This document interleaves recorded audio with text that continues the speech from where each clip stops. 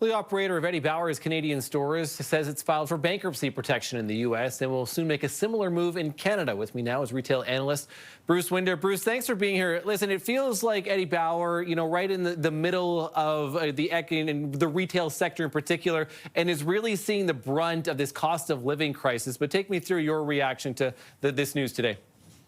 Yeah, thanks for having me on, Matt. Yeah, not a big surprise. I mean, when you talk about outerwear brands and outdoor sort of clothing brands, Eddie Bauer probably is not in that conversation, particularly for younger people. You look at folks like Arc'teryx, Patagonia, maybe North Face, things like that. There's a lot of competition in the sector, and retail's tough enough. The brick and mortar retail side is tough enough. So I'm not super surprised that they had some problems. Having said that, they're still going to be around online and through wholesale, and they're looking to sell the retail division.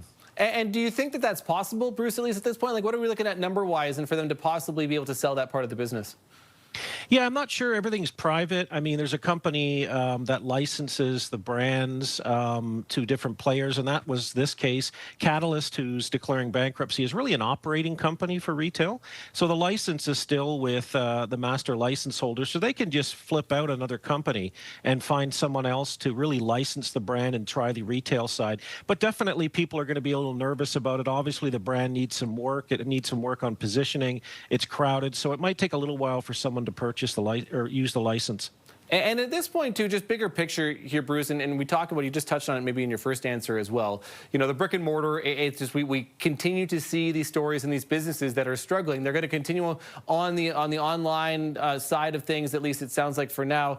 But what does that speak to now for anybody who wants to maybe set up shop in a mall or otherwise, that you really do have to have a section of the market in order to think that you're going to make money doing that?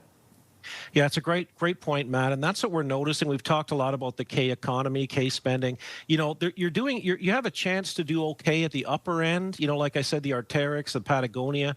You have a chance to do well at the lower end, which is, in this case, mass merchant outerwear from Joe Fresh or Walmart or Amazon or whatever. But that middle retail is really suffering right now, right? There's not as much action at the middle, and that's sort of where Eddie Bauer was. So if you really have to have a clear value proposition, be a lifestyle brand, and probably cater to one of those two sectors, either the high end or the low end.